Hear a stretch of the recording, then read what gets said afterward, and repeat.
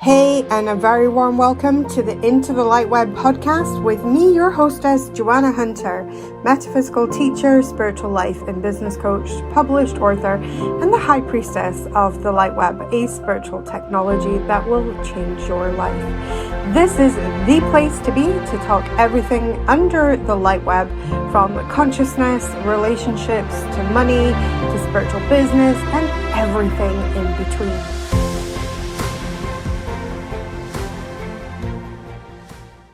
Hey, it's Joanna Hunter here for another episode of Into the LightWeb podcast, and I am joined by my beautiful client and friend, Fiona. Fiona, come and introduce yourself. Tell people what it is that you do in the world.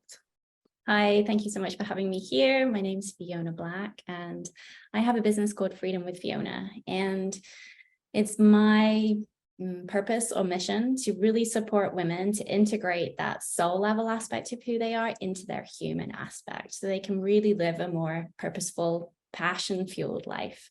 And that just feels it's this inner drive within me to help not only my own level of consciousness rise, but those around us. And for me, there's this particular draw to working with women because I feel like there's this untapped potentiality within all of us that has been so suppressed, that we're all really rising into that full ownership of who we truly are and what we're here to do on this planet. So that's what I feel like I'm here to do. I love that. I love that. Let's talk a little bit about that untapped potentiality, because I think that obviously, as somebody who identifies as a woman, and we're having this conversation from the perspective of womanhood, I think that it is one of the things that I find with womanhood is that there is there's been so many attacks on it. I remember growing up, and it was okay to ask someone if she had been assaulted. It was okay to ask someone what was she wearing? Whereas thank God that's not okay in today's world. But back in the day, that was me being a teenager. I remember, these sort of things and stuff. And I do feel like there is such untapped potential, because I think a lot of us have really tried to just keep our heads down, and try and get on with life in a way. And that whole aspect. And I can really feel the power of the divine feminine rising. What's been your experience of this? Yeah, I think we're so used to playing roles, right? We come into this life and we play these certain roles, and it's passed down through our family and society, and this is how we think we're supposed to be. And I just remember for a long time kind of feeling like, is this it for me? I am a mother. I live in a different country to my country of origin, so I don't really have much support. So kind of everything fell onto my shoulders. And I just remember one day thinking, so is this it for me? That's what I'm going to be doing. It's a very powerful job to be the mother and to support our children and the next generation. But there was this piece in me that was but there is so much more within me. And how do I tap into that untapped potential in the mundane of my daily life, right? I went down, before my children were born, I was in quite a spiritual route of non-duality. So I sat in a lot of satsang and learned about my spirituality. But at one point, I just got really angry because I didn't really see anyone like me as I shifted into motherhood being a very spiritual person, because it was the men were the spiritual teachers. There was a lot of the guru sat on the, sat on the chair, and everyone around them. But I didn't really see what I'm going to call this embodied spirituality of how do we live our everyday life, especially as women, especially as mothers, embodying our spirituality and living to our fullest potential, and not get so bogged down with the human, the everyday. So yes. That for me was a real friction point, because I was there has to be another way. There has to be a way for me to step into enlightenment, full enlightenment, and still be a mother and still run a household. And, and so for me, it came through my spiritual business. That's how entrepreneurship. I love that. I think entrepreneurship is something that really, I mean, I know that I've received a tremendous amount of freedom from my own entrepreneurial journey. And I know that it can be a real cause of freedom, but it can also be a real cause of frustration. You know, it's not for the weak. It really does test your mettle as you go out there and build. I feel like within society, there is this like well of untapped feminine energy. And I know that we've had a sort of chat before we got on with this interview. We're talking about the sisterhood wound, and we're talking about sisterhood. And I think part of that is that one of the things that I feel is like there has been this sort of attack on womanhood from so many different directions, right? Like women, the sisterhood wound is the classic example of women really attacking women, and you know, like the office politics of things, you know, where women can be very unkind to other women. And then there is the sort of masculine attack of, you know, of things like that. And I think it's very hard for some people within society of like, I think for me in my own path, what is it I'm trying to say here? But I feel like from my own path, like learning how to be a woman and learning how to hold my femininity as strength and not as a weakness, I think was massive. Yeah. You know, and really learning that the sisterhood wound was such a huge healing for me going through that. Because I realized for many years how mistrustful I was of other women. Yeah, I think that's a really, really common theme, and it is at a DNA level as well. I think a lot of us can't quite work out like why is there such a distrust there, but I think it is from those witch wounds, those sisterhood wounds, that we still hold that as a vibration in our DNA, and that it's really time for us to do the healing. And I think that's why we're seeing the rise of circles, you know, so many more women's circles happening now, so much more support, and we're learning how to break through those trust wounds one circle at a time, so to speak, because, you know, we as leaders, we are different to men. I see myself as a gentle power, and you know, my vulnerability is also my power, and that vulnerability and gentleness has not been seen as something that is great leadership quality, right? And in the past. And so we're stepping into what does leadership mean for women, and how can we embrace each of our different gifts together and see the unity in our diversity. I think that's a huge thing that's coming up now.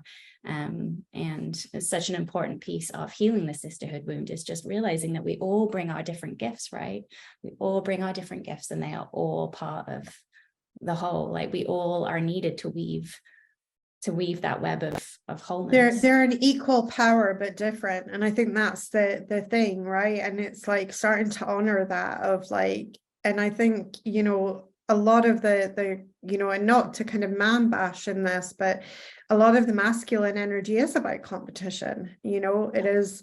And whereas feminine energy is very much more collaborative energy, much more community-based energy, and it's learning to be that. But I think, you know, when I often think about where did women kind of go wrong in business, if we went wrong, but it's all a journey, isn't it? So it's all a great unfolding. But like I always see the big 80s shoulder pads, and even the shoulder pads were trying to like appear as though we're as big as a man, right? Like the creating the bigger. I mean, it's like those it's like the wildlife channel, you know, like where the animal puffs his chest out to make itself look twice the size, right? Like this is what we did in the 80s. We had the big hair, we had the stripes of blusher, and they're like the bright lipstick and these huge freaking shoulder pads, and like we were going to make it, and we were going to do everything as well as a man. And then we were going to run the home and the kids and all the things, right? And I think in a way we sort of as a collective did ourselves a massive disfavor. Not only did we massively I think impact the sisterhood wound in that era, because obviously there was a woman who didn't want to go out to the workplace and to that level, and they were seen as a bit of a loser if they didn't want to have it all. Then I think we also attempted to have it all with no support. Yeah. And then I also think, you know, one of the things is that we completely took every single thing that makes, I think, sometimes women great, and we swapped it for like trying to emulate a masculine trait. So, you know, and the women that made it were the ball breakers. You know, Yeah. like they even use such like, you know, and they were the women that were capable of emasculating men. They were the ones that made it to the top of the pile in that sort of era. Yeah. And I think now we're starting to see some really incredible like CEOs emerge that are running their businesses through like what you said for yourself, that gentle power, Yeah. and stepping into those gifts and stepping into the gifts of intuition. And I know in the $1 Million Experiment series, I interviewed some amazing female CEOs that just were bringing that divine feminine leadership to the forefront. Tell us a little bit about what it's been like to step into your CEO of your business. Yeah. Well, I think it's really, really deeply going within, right? Because we have looked without us, right? Seeing how other people are doing it. We looked at men, saw how they did it, tried to do it that way, like you say. And now we realize that we can't do all of that. We can't work hard at work at home. Like we burn out, right? Burnout is such a huge thing. I mean, for men too, Massive for obviously. women. For women, because there's also a hyper independence in it as well. Like I got to do it all myself. And I've definitely been healing that wound for sure. And so my journey has been about, can I let, you know, you bump up into all your beliefs, you know, sometimes quite harshly. And it's like, can I look at this belief and can I look beneath it for the truth? And for me, it's been about going deeply within to find my truth, like what's going to work for me and my family. How can I be an entrepreneur and have it weave seamlessly within my life, as opposed to it being my life and me weaving my life around it? Do you know what I mean? So I think the Absolutely. power of women is that we're such good multitaskers, right? We're so good at doing so many things that what we're doing is we're going so inward that we're learning, well, what is right for me? How can I create with ease? And the hard work thing keeps coming up in my head. It's like, we've just been so programmed that everything is hard work. And that has been something I've really been unraveling the past 15 years. It's like, oh, okay,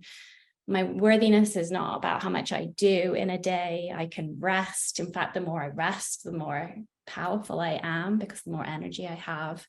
And how can I open new possibilities and ways for me to run my business that feel easeful, that are successful, and that can create an income that feels supportive without taking up all my hours, you know?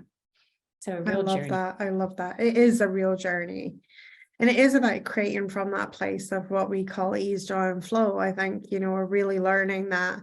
And I think that's also as well. And when we talk about flow, it's about being in your own divine feminine flow, as well as, you know, there's obviously everybody has masculine and feminine energy. And there's certain things where the masculine energy is really handy, like making sure that you've got stuff on a diary, for instance, so that you don't, you can't like just flow to every appointment. Like sometimes it's good to have a reminder that there is an appointment there, you know, that time does exist and things. But I think, you know, as we learning to navigate this, I'm really, really excited for the next few years of what's ahead for women, because I feel like we're only just sort of starting to come into our own.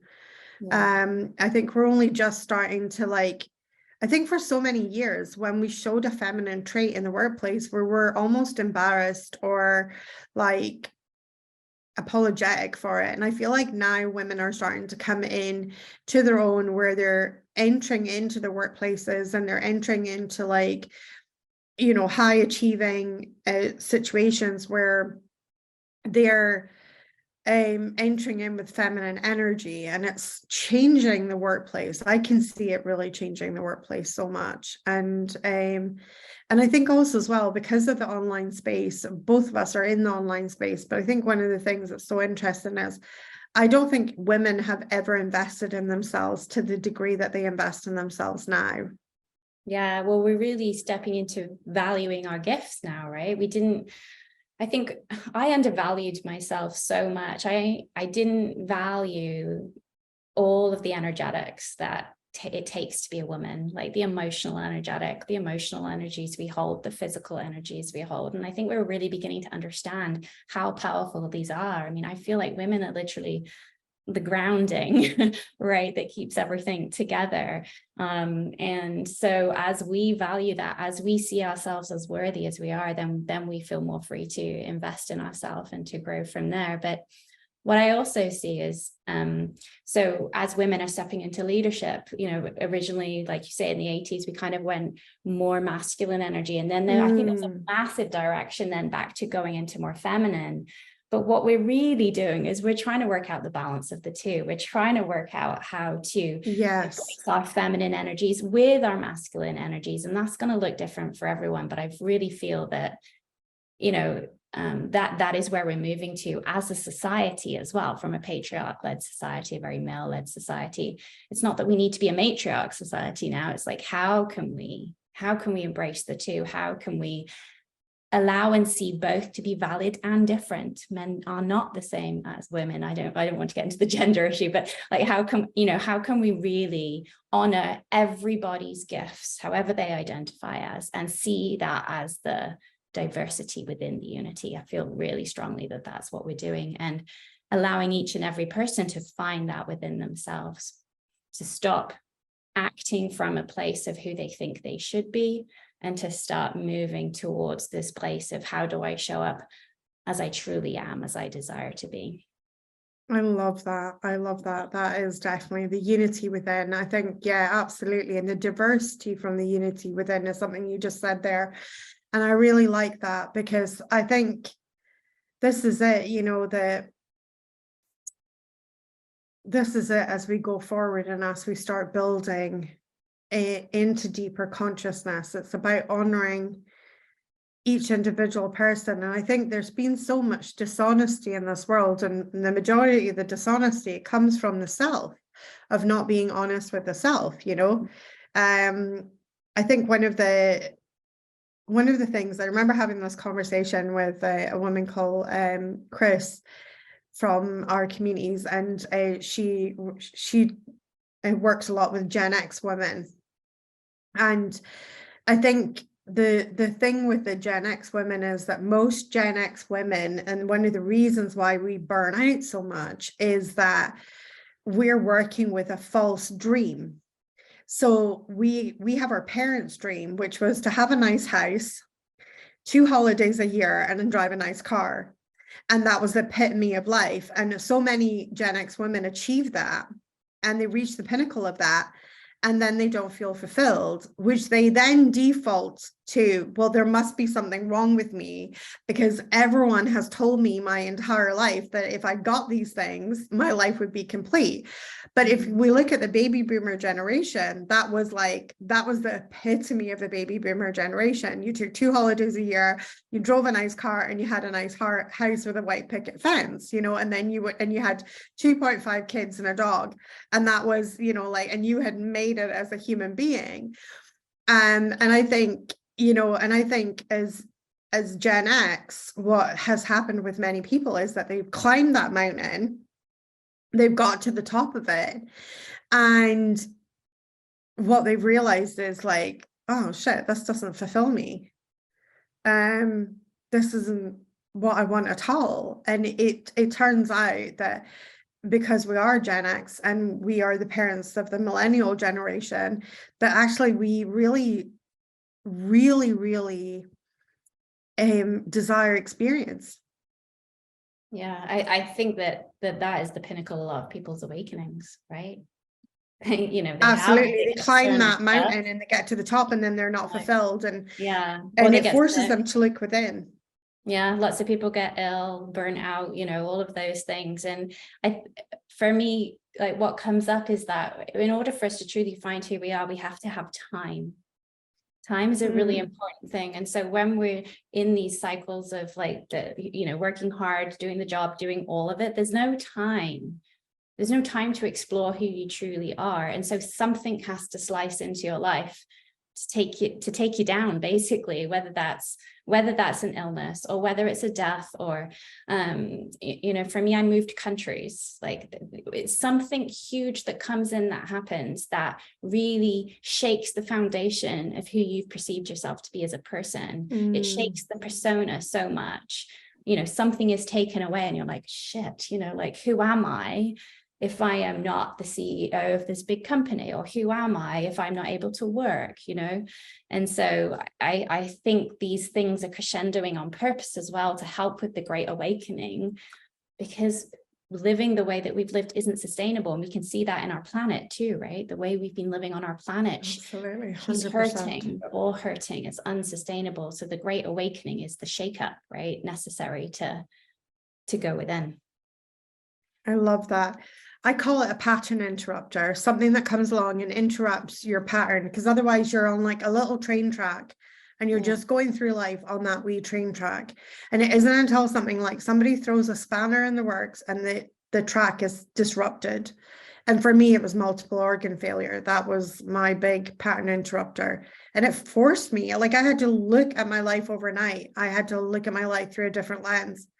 And I knew if I got out of this, like while I was in hospital, because they, you know, I'd said I wasn't going to leave the hospital, but while I was in hospital, I was like, if I get out of this, I knew I couldn't go back to the way things were before. Like, it was that knowing of like, and I think a lot of people really experienced them then and now situation. Like, that was then and this is now. And there was like this total, like in the now, there was a totally different set of rules. It's a total different way of being. It was a total different and everything. And I had to kind of almost like relearn how to be Joanna again through that new lens, you know. And I'm so grateful I did get to relearn, because it completely changed my life. But it was, you know, at the time it was excruciating. And I think many people are, it's that derailment of, I think it's happening really fast these days as well. It's like, if you're not in alignment with your life, meaning, when I talk about alignment, I mean, meaning not being true to yourself, not being true to your, not here, but your heart, you know, your heart and your soul. Most of us we know deeply down if we're like pushing against the grain and doing what we're not supposed to be doing. And it's like, over the years, it's been happening gradually, but now it's like, if you're not, the wake ups are just coming really fast, I feel. And me too. And also as well, because of the level of consciousness, people aren't just waking up, but they're coming into their spiritual gifts at like an unprecedented rate. I mean, when I was first sitting in I've been a medium all my life, but when I decided, I had this I had this image in my head of like my mediumship being like a weird appendage that just sort of didn't have like any muscle structure to it. So it just kind of flopped around. And it was just kind of an awkward organ that I just carried around basically for years. And I got this image from my spirit team, who are very apt at it. And I thought I could either learn to live with this and integrate it, or I'll always be this weird appendage that just gets in the way in odd moments. And I thought, no, I want to learn. So when I was 23, I began physically training my mediumship and learning about what it meant to be a medium and what all of this meant, basically. And I'm so glad that I did, because, you know, I realized that it's an amazing tool for life. Although when I first came into, you know, being with this tool, it was a weird appendage. That's how it was felt like. And I think, but I'm seeing people, you know, people would say to me back in the day when I was 23, they would say to me, you know, like, you would maybe like sit in circle for, you know, maybe like 3 years or 5 years. And then if you're lucky, you will do platform mediumship. I moved at a very accelerated rate because my mediumship had always been there. So it was really just somebody pointing the direction and showing me. So within 6 months, I was on the platform giving messages to people of really beginning to train it. But I'm seeing that same level now in people. But back then, when I was 23, it was really unusual for someone to like process quickly and move quickly because of the I think the awakening, and because of some people are awakening, you know, I have students who are like channeling within months of, you know, of really just awakening those gifts for the very first time and channeling amazing, incredible things through. But it is that, and that in itself can be really frightening. Yeah, destabilizing, right? Yeah. Totally destabilizing, because this whole way that you've been is, like you say, it's totally changed. You've got to learn to live in a world, because it's almost like, for me, like the awakening process was very emotional. I became even more sensitive than I even, you know, was before. And so as our senses turn on, you know, our senses become even more sensitive to around us. We have to, navigate like in a whole different body. And so I feel like those of us that maybe have walked it before, like we're here to hold the space for a safe space for those that are coming into the awakening to come into, to know that they're not going crazy. Because I know for sure I at one point really thought I was going crazy, because as these thoughts and beliefs rapidly fall away, and you for me it was like it's like you see behind the curtain of the Matrix, right? You take a look behind you and like, oh oh, right. Like you begin to see it, see the world very differently. And I think a lot of starseeds, we talked a little bit about starseeds, a lot of people who don't feel very at home on this earth can feel like they want to leave, right? They're like, why would I want to stay when I can see what's happening? So I think those sensitivities as well can become incredibly raw. Yes, like sunburn. I used to talk about it, like walking around like they're so sunburn. raw, and you know, and then it can be things that are disconnected to them.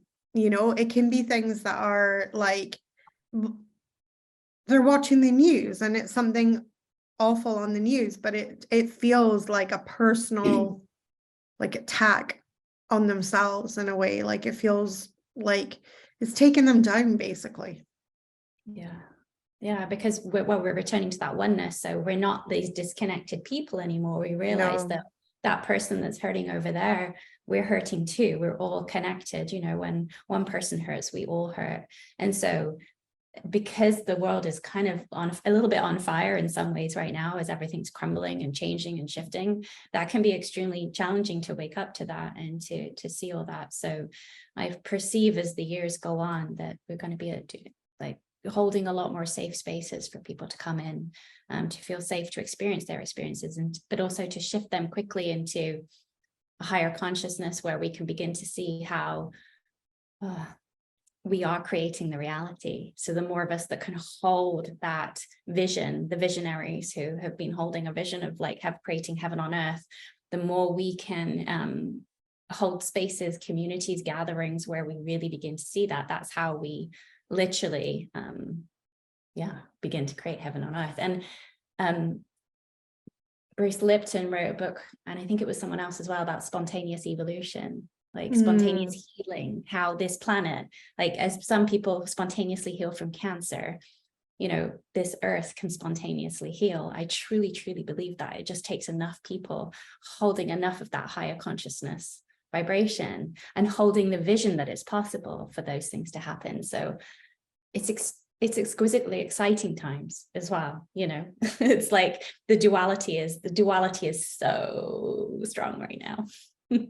It's really strong right now, and I love that it is. I am excited to be alive at this time, because never have we in our entire human history had such access to information, knowledge, connection, and yet connection can also be our biggest challenge. And we have never been more connected. And for me, that is literally what Skylar teaches about the law of duality. For every energy, there's an equal and opposite energy. We have never been more connected, but at the equal and opposite of that, we have never been more disconnected, right? And it's like, it's that beautiful, incredible, juicy reality of, you know, we've never had more people at our fingertips than we've ever had in our lives, and here we are. And some people can feel more alone than they've ever felt, you know, and I think it's that in itself is a juicy paradox in which, you know, as we start to move into higher consciousness, we really begin to appreciate the beauty of the duality of it, while we're in that humanness of ourselves and maybe going through the pain of that and the difficulty of that and the challenge of that, the challenge of feeling lonely in a room full of people all attached to their iPhones, you know, it's a whole different ball game, but everything is available to us at different levels of consciousness. Yeah. So I'm excited about the waves coming in, and also the children. Like I have a 12-year-old and a 6-year-old, and I swear my 12-year-old has the consciousness that I had at like 25. That's how I feel. We were speaking the other day about where her chiron was situated, you know, like where her chiron wound is and where she's like moving through that. And she's so intuitive, so sensitive, so aware. Like these children were literally born for these times. So I know that a lot of parents as well can feel a little despairing, you know, for their children as we look at what's happening and look at the world. But I feel like these children are the changes too. They're here for a reason, and they have a powerful DNA activated inside of them that we can trust our kids. They're teaching us too. So they're all part of this wave, right? This grand plan, whatever that is. I love that. I love that. And there is so many children coming in with such high sensitivities and things. And I mean, I learned so much from my kids. And like my eldest daughter, for instance, she's 25, and like she's been working with the law of attraction, for instance. I mean, I didn't reach that thing until I was in my 30s. So like, I'm so excited for her life because she understands the principles of manifestation, and she understands that there isn't really anything in this world that can't be hers without working with the energy, you know, that she has the power to work with that energy and unfold whatever her heart desires. And I'm like, oh my God. And I keep thinking about myself at like, what would I have been like at that age with this knowledge? You know, like what would life have looked like today? You know, like very different. And I love that, you know, so many younger people have this knowledge, and it's, you know, it's a really exciting, really beautiful thing. And especially as we're seeing more and more young women embracing their magic, embracing magic. As a, you know, and embracing that divine feminine energy as well, which in itself comes with a whole host of things like leaning into their intuition and allowing a higher power within themselves to guide them and in their decisions and daily life and things. It's such a beautiful, incredible thing to see people unfolding this. Yeah, it's like there's been so many, I call them bushwhackers, you know, the early, the people that come in early and like bring these new ideas and these new visions, and they bushwhack these pathways, and that's kind of how consciousness happens, isn't it? And then the new ones come in and the pathway is clearer for them, and so they get to take off a lot quicker. And that's why I think that the people are coming in so much more awake and aware, because we've done so much clearing collective beliefs, societal beliefs, you know, they're all still there strongly, but those that have done the work, they've cleared it through their lineage, their DNA, their generation, so their offspring don't have to do that work. They've got different work to do. We've all got our different work to do, right? Amazing. I love that. I call them way showers of the light. So the first people that come in are the way showers. Yeah. And they're always the pioneers. And they're unpopular always. Yeah. Because they really are changing, you know, and they face a lot of judgment. One of the people that I can really think of that I have a lot of respect for as a way shower of the light is Louise Hay. And, you know, her work was deeply unpopular because she did so much work with the gay community. And of course, it was like right in crisis mode as AIDS was a thing and stuff like that. People were so mistrustful and nobody knew how you could catch this disease, but they knew that the gay community had it. And oh my goodness, you know, and there she was just way showing, hugging, loving, Amazing. Just being this incredible like human and showing the light. And of course, she's paved the way for so many of us to be now and do this work now, which is so beautiful. One of my first books, you know, like those books that just change your life. Absolutely. Like Louise Hay, Change Your Life. Yeah, I think that she for many is one of the first places that people come to awaken, that they actually have some kind of control and power of their health and well-being, that diseases don't just happen to them, that there's an internal source, an internal energetic, an internal belief system that's creating this. And so she's given so many people back their power Completely. I mean, for me, I genuinely, and I do not exaggerate when I say this, but I genuinely believe I will not be here today if it was not for the works of Louise Hay, because everywhere I went, everybody was literally telling me that I was just to accept life as it was, that I was most likely going to kind of be disabled for the rest of my life, and that I would never get better, and that this was it, you know. And she was the first person I ever came across, and I just remember feeling that soul resonance at a deep level. If they tell you it's incurable, it's curable from within, is what she said. And I just saw her on a DVD and she said that. And I was just like, well, damn, Skippy, I hope you're right. Because I was like, I wanted that to be true more than I wanted anything else in that moment to be true. And I thought, I've got to listen to this woman. Like, I've got to listen to what she has to say. Because there was something within the medical establishment that just didn't like sit right with me, because it was like, I lived a normal life and then I got really sick, and now I'm apparently never going to be able to live a normal life again. And there was just something that just didn't compute. And so deep down in my own self, I knew that my body was capable of healing. But she was like, I just remember thinking, man, you're sweet talking me, like this is music to my ears. And I became obsessed with like literally just following her teachings and working. And then obviously that's when I went on a very deep inner like emotional journey of clearing out so much stuff I hadn't dealt with, stuff I hadn't even looked at. And I'm thinking, no wonder. And it was actually the place where I developed such incredible respect for my body, of like, really, because up until that, my body had been my enemy. It'd been this thing that wouldn't let me do the things I wanted to do, right? And then I went on this emotional journey, and then I realized that my body was this thing that was willing to hold all the icky emotions I hadn't been willing to look at. And it held them until like literally the container broke. Yeah. And you know, and then learning to deal with each one of those pieces one at a time, and watching my body heal as a result, because it didn't have to hold the burden of that anymore. It didn't have to hold the heaviness of that emotion, or the heaviness of that trauma, or the heaviness of that thing, and just healing a piece at a time, and reclaiming my power. And you know, Louise Hay is just like, I think so many people like, yeah, praise be to Louise Yeah, Hay. just like well, exactly. You know, we're not taught that our bodies are a miracle, right? No, So God, people are no. so detached from this body that does everything for them, and they're so harsh on it. I mean, I grew up as a dancer, and like I was in a leotard looking at myself in a mirror from the age of 7.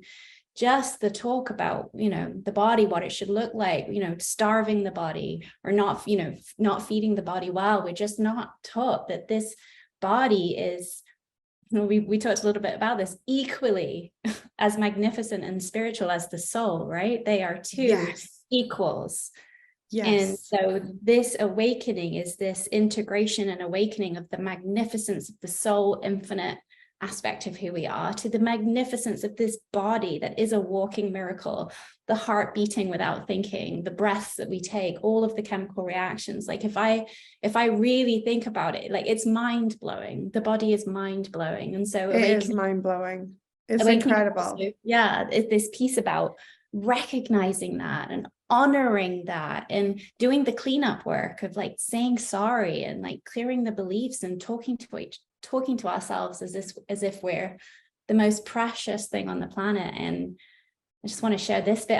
I recently, working with the priestess with you, you took us through a meditation, and one of my archangels showed up, and the love from this archangel that I felt was like me remembering what it felt like to be loved as a newborn and held so tenderly, so cherished, so loved.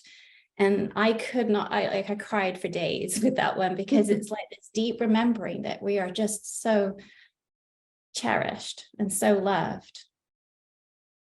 And we've become so disconnected from that. But as we start loving ourselves in that way, like the energy and the power and the consciousness that comes from that, the waves of love and compassion and kindness that we get to send out from that is like an experience as well, you know, like yeah, and the body is incredible. Like it's so incredible.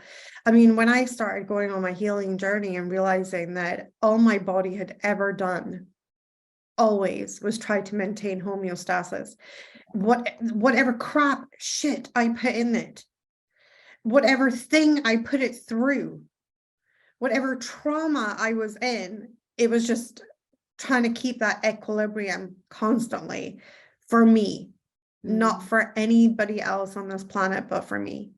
And it was that realizing that it was me that maybe hadn't had my body's back, but my body had always had mine.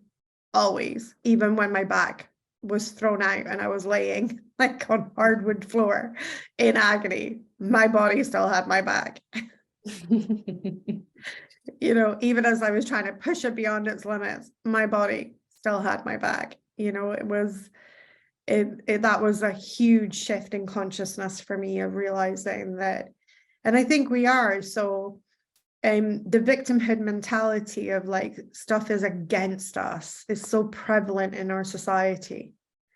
People are against us and the world is against you. That it's that what I call the dog eat dog mentality, you know, and it is that, and actually it couldn't be further from the reality of real life, of like how many things are for you. I remember hearing this piece of science that a positive thought that your brain produces, any positive thought that your brain produces, has an electrical output that is 3 times the size of a negative thought. So it's 3 times more powerful than a negative thought. Yeah. And here I was thinking the world was out to get me, which is a negative thought.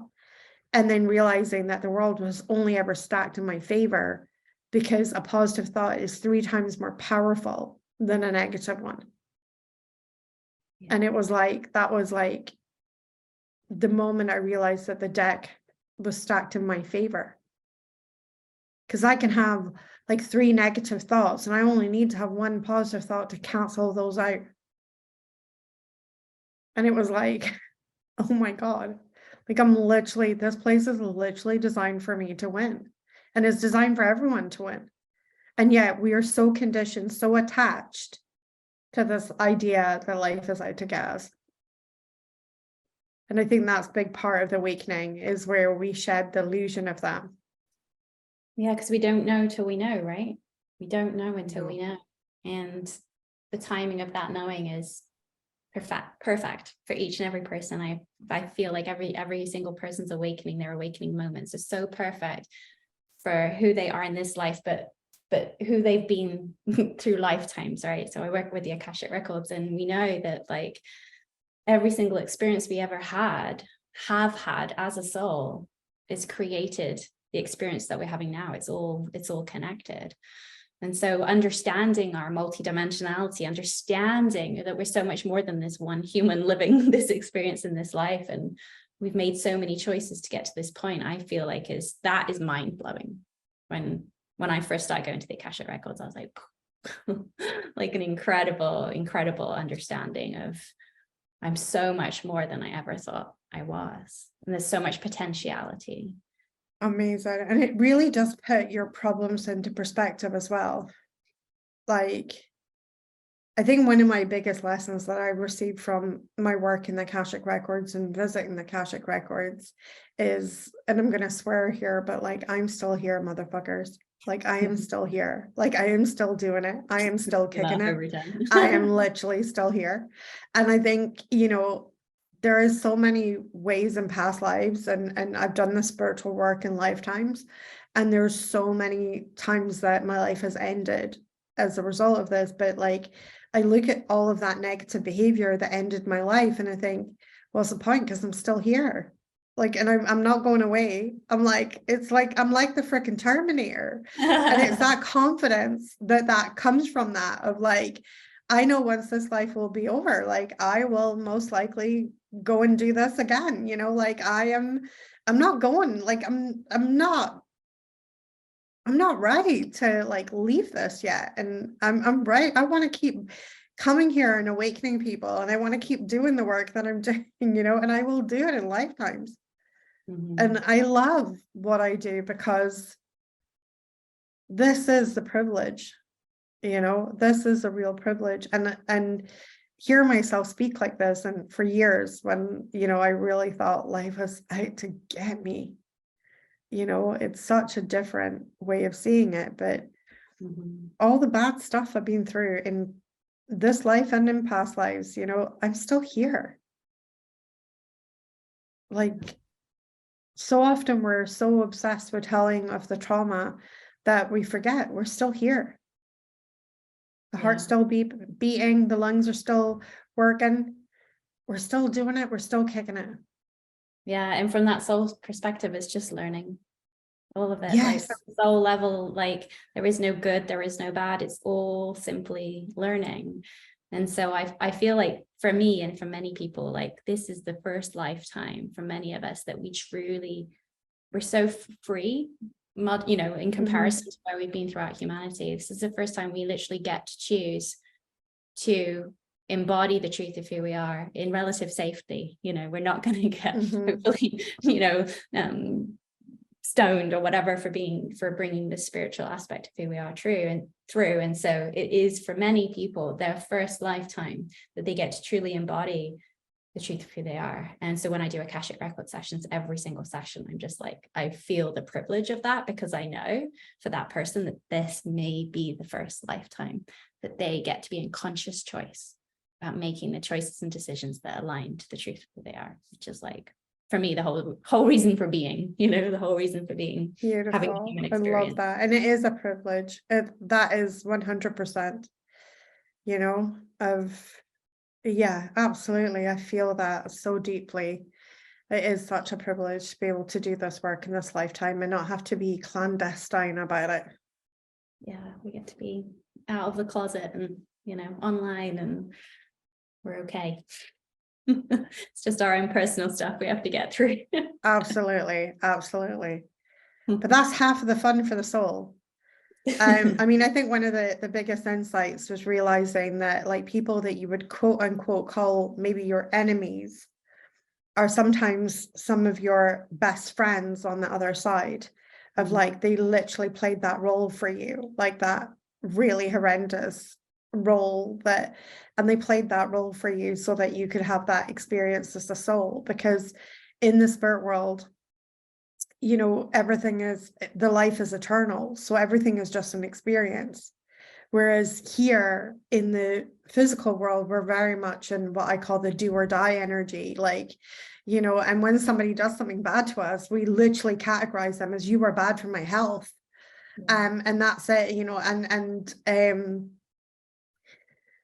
but then in the spirit world, it's like, yeah, but you are the facilitator of like a super juicy experience instead of being bad for my health. It's a totally different perspective, because the soul always sees itself as whole and complete. It's never broken. It's never, you know, it's always whole and complete. So, you know, it is just so fun in a way for the soul to play with these concepts, whereas not so fun for the human being as we're going through the traumas. You know, and going through the absolute like dark night of the soul with it. But for the soul, that is, you know, and realizing that it was, you know, for me, a big game changer was realizing that some people had played these roles for you so that you could have the experience of it and expand and grow from it. It's humbling, so humbling. And that some people have to leave your life, some people that you love have to leave your life in order for you to step into your path. that can be really humbling to channel that through in sessions, and people usually know it. But as we gain these higher perspectives, as these soul level perspectives, it 100% changes how we show up in the world, how we speak to ourselves, how we see others. It's so like it marinades our heart, you know, like all the hardness begins to marinate because we see from this greatest perspective. It's like the eagle view. I always think of you when I think of bald eagle now. It's the eagle perspective. And the other thing that really happened for me was that in one of my awakening experiences, the fear of death fell away completely. And it's not that I want to die, or, you know, that I don't want to go through painful experiences as I leave, but the actual process of leaving this life, I don't feel afraid of anymore. And that, I think, is one of the key pieces to the awakening or the enlightenment, is that when you realize you truly are an infinite being, that your energy goes on, that you're likely to come back again and play with all these beautiful souls that you love so much. It means that you are free to live in a way that you may never have allowed yourself to live before, because it's like, just might as well go play, right? Might as well just go do it, because we're all going to die. And if you stop being afraid of that thing that's everyone's got to go through, then it just liberates you to be more of who you are, I feel. I love that. I love that. I think this is the perfect place to wrap this up, because I've definitely gone through, I'm not afraid, you know, death is something that does not frighten me. I know 100% through my mediumship work that we do not go anywhere, that life is truly eternal, and that it gives me so much comfort. Yeah. It gives me so much comfort for the people that I have loved and lost, and knowing that they're safe in the spirit world, and knowing that they are probably sat with a bucket of popcorn watching the whole shenanigans down here.